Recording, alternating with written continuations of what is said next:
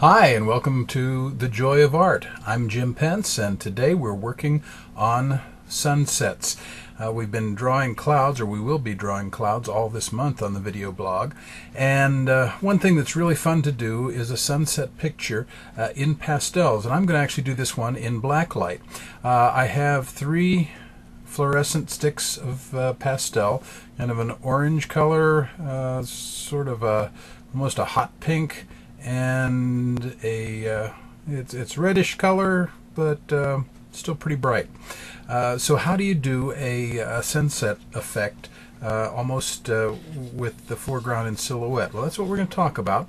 All you'll need to do this is preferably a piece of pastel paper that is toned dark.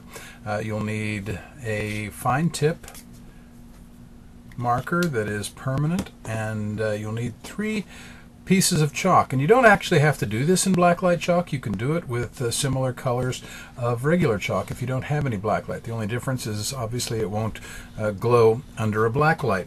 So let's just start on this. Now what I'm going to do, I'm going to use my brightest color closest to the horizon, and to just get started I'm going to sketch in sort of just a little hill here.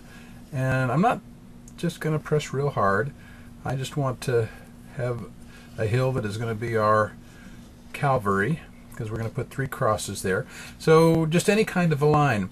Now the next thing I'm going to do is I'm going to come in with that color, and I'm going to very carefully put down a layer of chalk right up against my line. I'm going to be careful not to go past that line, because we want everything down here. This is our foreground. We want that to be solid. So I'm going to come up here, and I want my color closest to the horizon to be a little bit brighter. I want it to be a yellowish color because it's going to be closer to the sun. Okay, so having done that and laid in that first bit of color, now you can use your finger to blend like this. Again, sometimes I'll use my trusty baby wipes to blend, and there are pastel tools that you can use as well. Now you can see here the baby wipes aren't going to work as well, because what they're actually doing is they're lifting too much chalk off. So that's not going to work for us this time around. Baby wipes are great, but they don't always get the job done. So I'm going to go back to my trusty old fingers here, and I'm going to move the chalk around so that I have a bit of a glow. And I'm trying to make sure I keep my line down below me here. And you know, sometimes when you're working with something like that, if you're not working on an easel, it is easier to just turn the paper over. Now if you want to really get a little bit fancy, you know, you can, if you decide that you want your sun to actually be right here,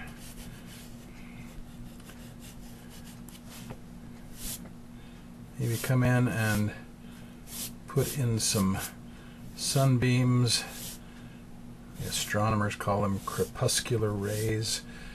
Okay, just something like that to give us a feel for the sun. Now for our clouds, I'm going to go to my hot pink, and then I'm going to go to my deeper red. Now how am I going to draw my clouds in this sunset? Well, I'm going to actually draw the bottom of the clouds, not the top.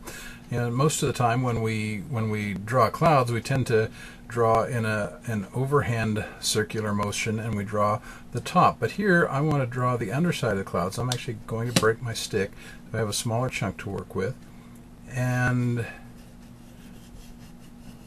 I'm going to draw clouds as if I was drawing them upside down. So I'm just going to do curvy lines here.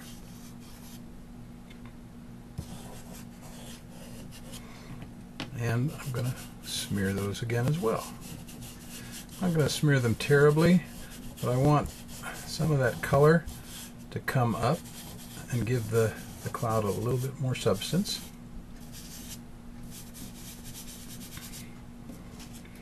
Okay, I may actually come in and fill a little bit in here just to add a little bit more cloud detail.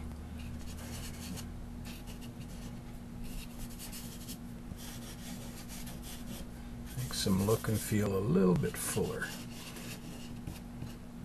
And then I'm going to throw just a few down here in the light. They're picking up a little of that yellow, and I'm going to use some of that yellow here to highlight these clouds. Again, drawing the clouds as if I were drawing them upside down. We're drawing the bottom of them.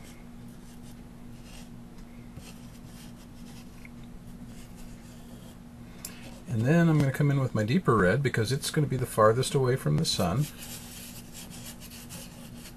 And again, I'm going to draw the bottom of the clouds. You notice I'm using the whole side of the chalk right now. I could just as easily use just part of it, but wanting to cover quickly, I do want to break up those lines so it doesn't look like there's just a lot of lines there. And I'm going to come in again. I'm going to just soften that.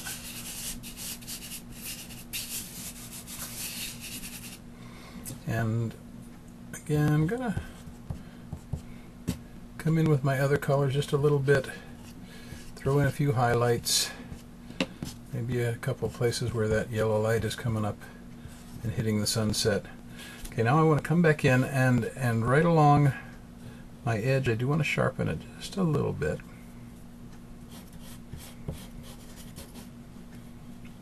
So that I get a nice solid edge.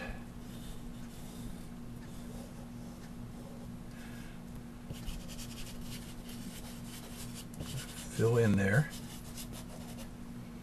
Okay, and now for my foreground, what I'm going to do, I'm going to use the same yellow very lightly, and I'm going to put just a little bit of highlights on the rocks here. I don't want to put too much in because I don't want it to compete with the sky, but I do want to give a sense that there's some fullness or some substance there. So I'm just coming in very lightly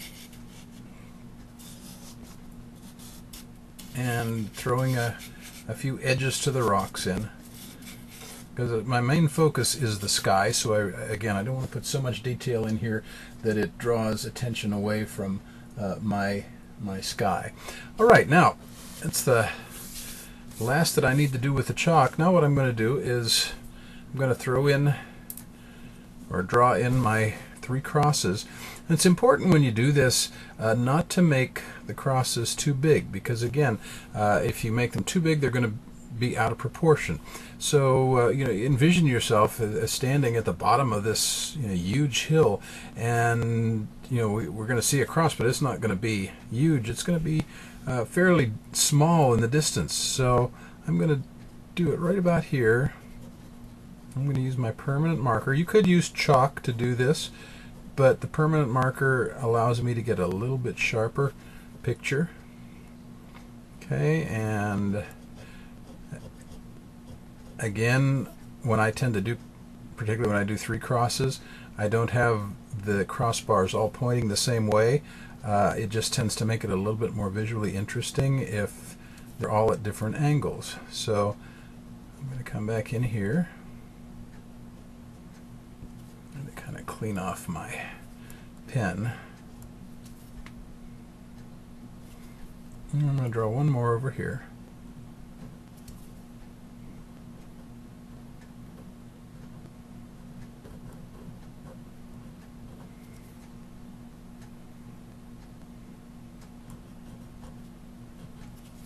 Clean that pen off a little bit more.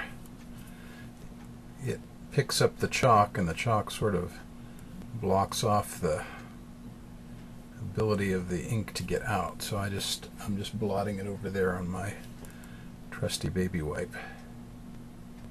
Okay, so I've got my 3 crosses there, and that's all I need to do. Now, to really get the effect, we want to see what this looks like in a black light. So I'm going to change my lights out here, and we'll see how this looks when it's glowing under a black light. And there you have it, a beautiful sunset or sunrise picture of the three crosses and just a fiery sky and a little bit of highlighting in the foreground just to give it some substance, but it's really a fairly easy picture to draw, and it's a lot of fun, particularly if you're doing it with blacklight chalk. Remember, you don't have to do blacklight, but it does look a lot better and is a lot more fun when you're able to do it in blacklight. So I hope you'll give this one a try, and if you do, be sure and send me a picture of it. And if you do, we'll try to put it on our Facebook page or our website in the blog. We'll try to make you famous. I hope you will have some fun with this. We'll see you next week. We're still going to be working on clouds and skies this month, and really haven't decided what I'm going to do next week, but it'll be fun. So keep drawing, have fun, and I'll see you next week on The Joy of Art.